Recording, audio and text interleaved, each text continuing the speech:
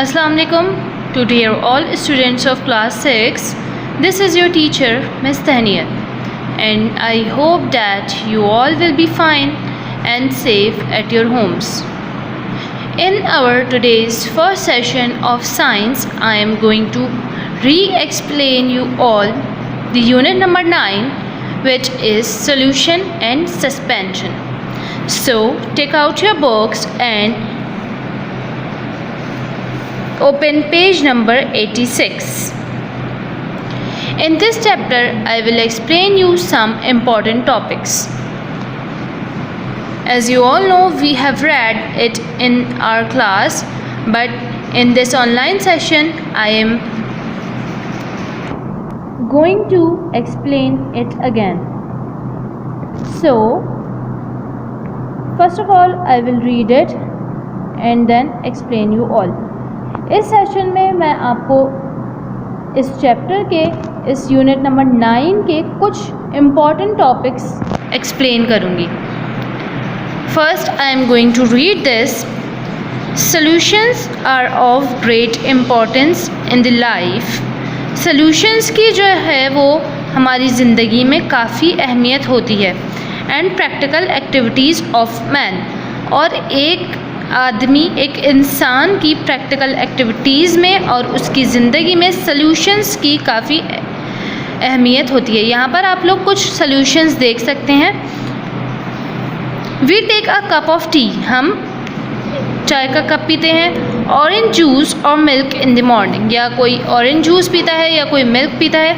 तो ये तीनों चीज़ें जो होती हैं वो सॉल्यूशंस होती हैं. The process of food assimilation by man and animals involve the transfer of food particles into a solution. जो ये प्रोसेस है जिसके थ्रू इंसान एनर्जी हासिल करता है वो है फूड मतलब खाना खा के एनर्जी हासिल करता है. ये एक ऐसा प्रोसेस है जो कि बेस करता है पार्टिकल्स पर. जैसे कि यहाँ पर एग्जाम्पल दी है cup of T, orange juice, milk. ये एक सॉल्यूशन है जिसमें पार्टिकल्स मौजूद होते हैं. वो कौन से पार्टिकल्स होते हैं हम इसके बारे में आगे पढ़ेंगे. Industrial processes are also based on the use of solutions. और वो तमाम प्रोसेसेस जो सनतों में और इंडस्ट्रीज़ में हो रहे होते हैं वो आल्सो बेस्ड करते हैं यूज़ ऑफ सॉल्यूशंस पे.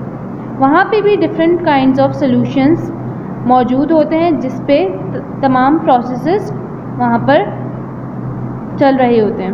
अ solution is formed when one substance dissolves. Solution कब फॉर्म होता है? जब एक सब्सटेंस जो है वो डिज़ोल्व होता है और डिसअपियर्स इन अनदर. या तो वो डिसअपियर हो जाए दूसरे में. एक सॉल्यूशन तब फॉर्म होता है जब एक सॉल्यूशन के सब्सटेंसेस डिज़ोल्व हो जाएं या डिसअपियर हो जाएं दूसरे सॉल्यूशन के अंदर. The substance that dissolve is called the solute. और वो सब्सटेंस जो डिज़ोल्व हो जाता है ईज़िली वो कहलाता है सॉल्यूट. अब जो वो सॉल्यूट है it can be a solid और gas and always present in a smaller amount. और वो जो सॉल्यूट है वो या तो सॉलिड भी हो सकता है, सॉलिड फॉर्म में भी हो सकता है, या वो गैस की फॉर्म में भी हो सकता है. And always present in a smaller amount. और हमारे पास जो सॉल्यूट होता है वो हमेशा स्मॉलर अमाउंट में होता है. जैसे कि मैं यहाँ पर आपको एग्जाम्पल दूँ मिल्क की. एक दूध के ग्लास की मैं आपको एग्जाम्पल दूँ कि एक ग्लास में जो है वो दूध और चीनी जो है वो हमारी सॉल्यूट कहलाएगी, क्योंकि हम हमेशा चीनी को कम अमाउंट में डालते हैं. जैसे कि मैंने आपको बताया कि हमेशा किसी भी सॉल्यूशन में जो सॉल्यूट मौजूद होगा वो हमेशा किस में होगा? स्मॉलर अमाउंट में. तो जो चीनी है वो है सॉल्यूट क्योंकि वो स्मॉलर अमाउंट में मौजूद है. The substance in which it dissolves is usually a liquid. और हमेशा ये जो सॉल्यूट जिसमें डिज़ोल्व होता है वो हमेशा किस फॉर्म में होता है? Liquid. It is in a greater amount and referred to as the solvent. और हमेशा वो ग्रेटर अमाउंट में होता है और उसको किस नाम से हम रेफ़र करते हैं? सॉल्वेंट। जो हमारे पास, मैंने यहाँ पर आप लोगों को example the glass of milk की, जिसमें मैंने आपको बताया कि जो हम उसमें चीनी डालते हैं वो कहलाएगा सॉल्यूट, क्योंकि वो कम अमाउंट में होती है, स्मॉलर अमाउंट में होती है। लेकिन जो हमारे पास लिक्विड है, मिल्क है, वो हमेशा किस में होगा? ग्रेटर अमाउंट में। और उसको हम किस नाम से रेफ़र करेंगे, किस नाम से पहचानेंगे? सॉल्वेंट। सॉल्यूट और सॉल्वेंट का डिफरेंस ये है कि सॉल्यूट हमेशा स्मॉलर अमाउंट में होता है और सॉल्वेंट हमेशा ग्रेटर अमाउंट में होता है। In a sugar solution, sugar is the solute and water is the solvent. इसी तरीके से यहाँ पर एक और एग्जाम्पल है शुगर और वाटर की। अगर हम एक पानी का ग्लास उसके अंदर शुगर डालें, शुगर हमेशा हम किस अमाउंट में डालेंगे? स्मॉलर अमाउंट में डालेंगे, तो शुगर जो है वो क्या कहलाएगी? सॉल्यूट।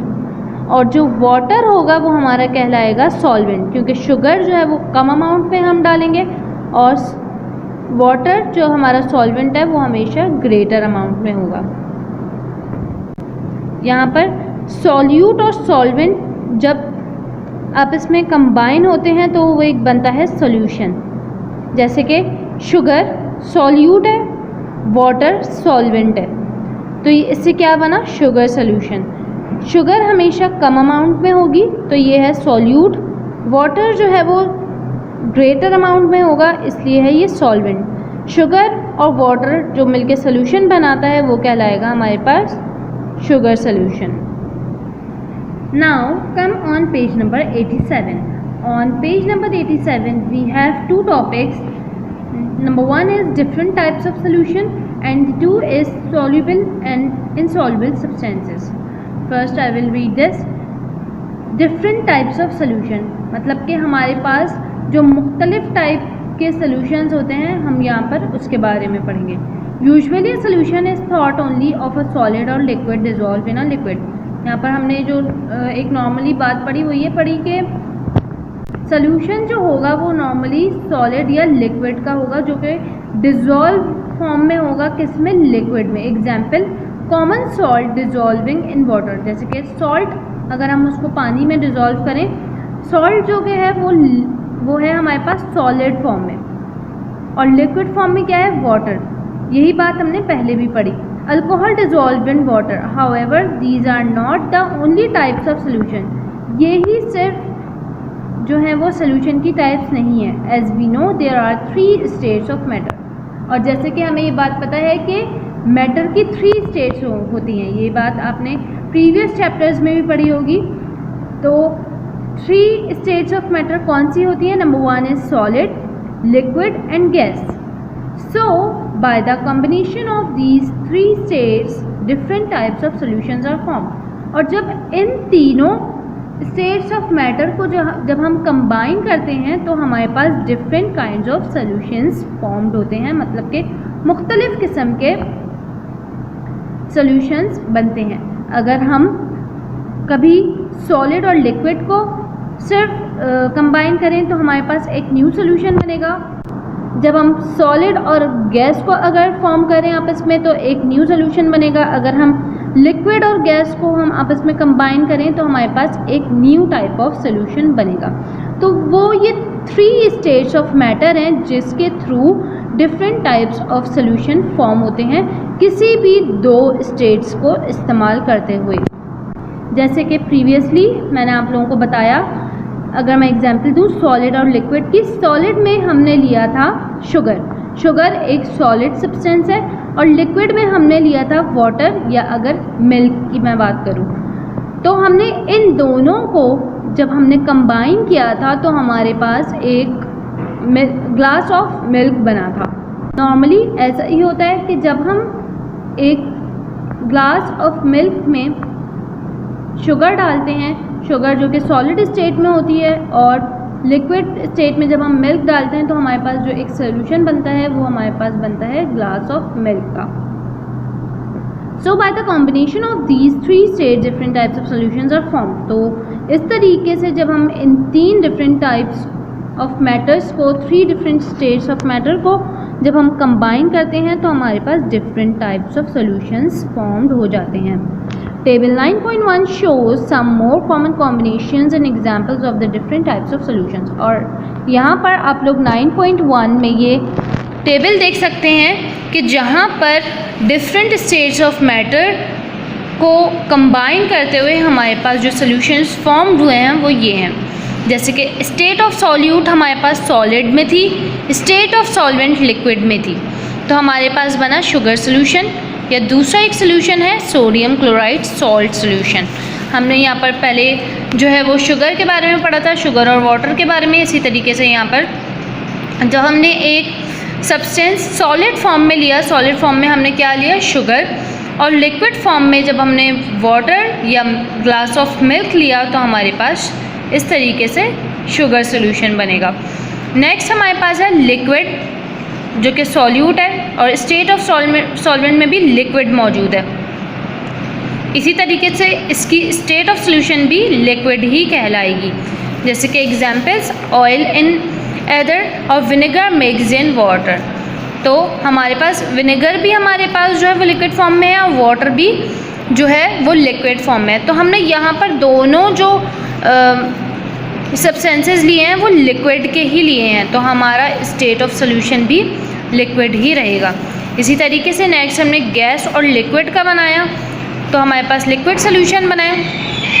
फिर हमने सॉलिड और गैस का बनाया तो हमारे पास स्टेट ऑफ सोल्यूशन गैस में है. इसकी एग्जांपल्स आप यहाँ पे देख सकते हैं. लिक्विड और गैस का हमने बनाया तो हमारे पास गैस सोल्यूशन फॉर्म्ड हुए. फिर हमने गैस और गैस दोनों सॉल्यूट और सॉल्वेंट हमने गैस और गैस पे रखा तो हमारा टोटली स्टेट ऑफ सोल्यूशन भी गैस ही था. देन सॉलिड एंड सॉलिड, फिर हमारा स्टेट ऑफ सोल्यूशन भी सॉलिड ही रहा क्योंकि हमने दोनों स्टेट ऑफ सोल्यूशंस और state of solvent solute and solvent हमने सॉलिड ही रखा तो हमारा totally state of solvent solution solid ही रहेगा. Now liquid and solid, so the state of solution will be solid. Now gas and solid, हमने यहाँ पर गैस और सॉलिड का एक सोल्यूशन बनाया तो हमारे पास hydrogen and palladium nitrogen in titanium बना जो कि उसकी स्टेट थी, स्टेट ऑफ सॉल्यूशन सॉलिड ही रही थी. ये आप लोग टेबल जो है वो ख़ुद से एक बार रीड करेंगे ताकि आप लोगों को ईज़िली इन तमाम सॉल्यूशंस के बारे में पता चल सके कि हमने किस तरीके से डिफरेंट टाइप्स ऑफ मैटर्स को जो है कंबाइन करते हुए कौन कौन से सॉल्यूशंस फॉर्म किए हैं. Now students, I am moving towards the another topic which is soluble and insoluble substances. Substances that dissolve easily in a solvent. वो substances जो easily dissolve हो जाते हैं किसी भी type of solvent में are said to be soluble in that solvent. तो वो कहलाते हैं soluble solvents. वो solvents जो easily solvent जो होता है वो हमेशा ग्रेटर अमाउंट में होता है. ये बात मैंने आप लोगों को प्रीवियसली समझाई है. वो सॉल्वेंट जो ईजिली डिज़ोल्व हो जाए वो कहलाता है soluble solvent. For example common salt, sugar, alum and washing soda are soluble in water.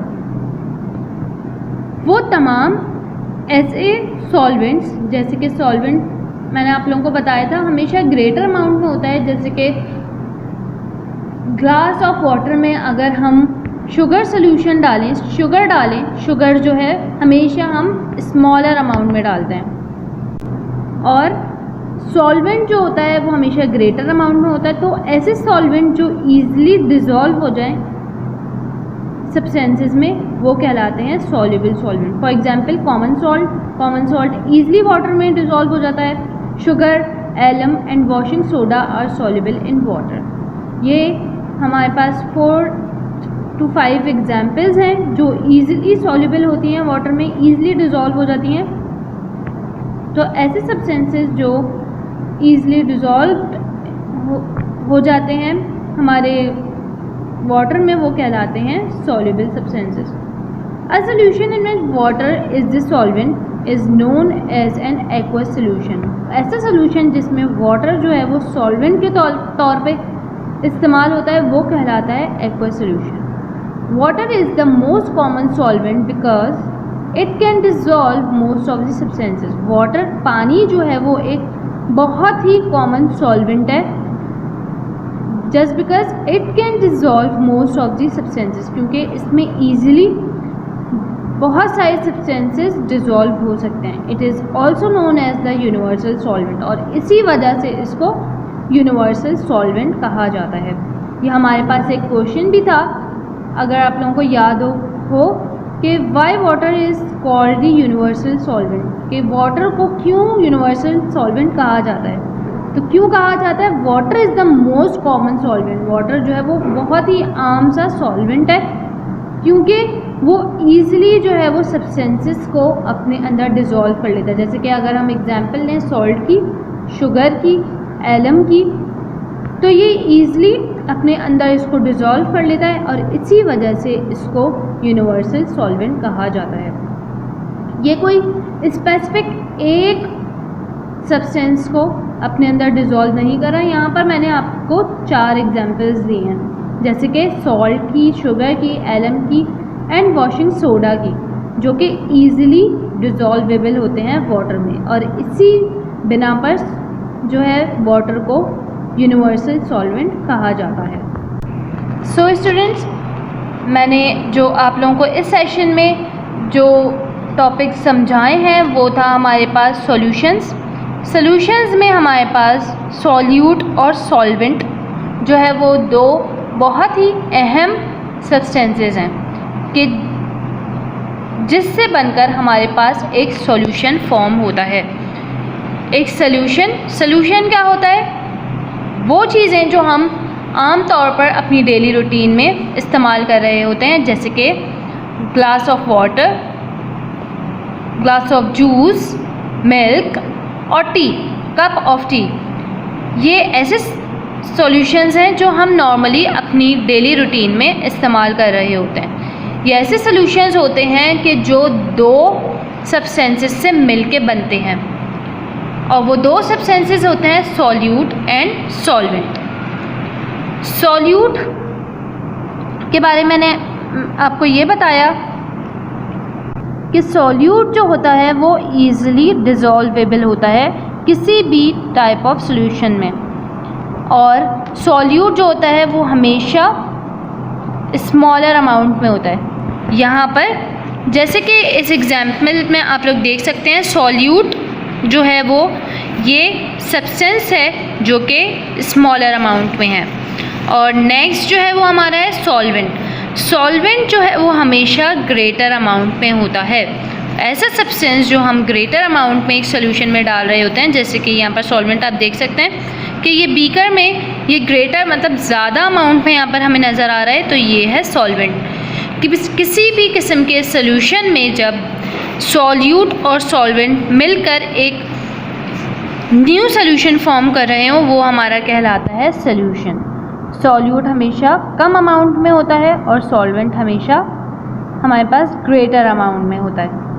हमारे पास यहाँ पर हमने एग्जाम्पल पढ़ी शुगर प्लस वाटर की, जिसको कंबाइन करके हमारे पास बना शुगर सॉल्यूशन. आप इसको शुगर भी कंसिडर कर सकते हैं, जैसे कि यहाँ पर सॉल्यूट हमने शुगर लिया है, ये कम अमाउंट में है, और यहाँ पर सॉल्वेंट वाटर है. ये दोनों मिलके जो एक सॉल्यूशन फॉर्म कर रहे हैं वो हमारा कहलाएगा शुगर सॉल्यूशन. फिर उसके बाद मैंने डिफरेंट टाइप्स ऑफ सॉल्यूशंस के बारे में मैंने आप लोगों को यहाँ पर एक्सप्लेनेशन दी कि सॉल्यूशंस जो हैं वो normally different states of matters के थ्रू ही फॉर्म होते हैं. और डिफरेंट स्टेट्स ऑफ मैटर क्या क्या होती हैं? Solid, liquid and gas. जब 2 टाइप्स के मैटर्स आपस में मिलके कॉम्बिनेशन बनाते हैं और उसके थ्रू जो हमारे पास सॉल्यूशन फॉर्म होता है वो हमारा एक प्योर सॉल्यूशन होता है. हमेशा जो है वो 2 स्टेट्स ऑफ मैटर, जो कि मैंने आप लोगों को इस चार्ट के थ्रू समझाया कि जब 2 स्टेट्स ऑफ मैटर कंबाइन होंगे जैसे कि सॉलिड और लिक्विड, तो इस तरीके से हमारा एक सॉल्यूशन फॉर्म होगा। Then we have read about soluble and insoluble substances. Substances that dissolve easily, वो सब्सटेंसेस जो ईजिली डिज़ोल्व हो जाते हैं एक सॉल्वेंट में, वो कहलाते हैं हमारे सॉल्युबल सॉल्वेंट्स। जैसे कि मैंने आपको यहाँ पर एग्जांपल दी थी कॉमन सॉल्ट की, sugar, alum and washing soda की, जो कि ईजिली सॉल्युबल होते हैं वाटर में, ये ईजिली डिज़ोल्व हो जाते हैं। तो वो सब्सटेंसेस जो ईजिली वाटर में डिज़ोल्व हो जाएं वो हमारे कहलाते हैं सॉल्युबल सब्सटेंसेस। फिर हमारे पास जो एक टॉपिक था वो था यूनिवर्सल सॉल्वेंट। चूँकि हम वाटर को यूनिवर्सल सॉल्वेंट कहते हैं, यूनिवर्सल सॉल्वेंट के मतलब जिसमें easily different types of solvents dissolve हो जाएं। तो वाटर एक ऐसा यूनिवर्सल सॉल्वेंट है जिसमें easily different types of solutes dissolve हो जाते हैं, जैसे कि सॉल्ट, शुगर, एलम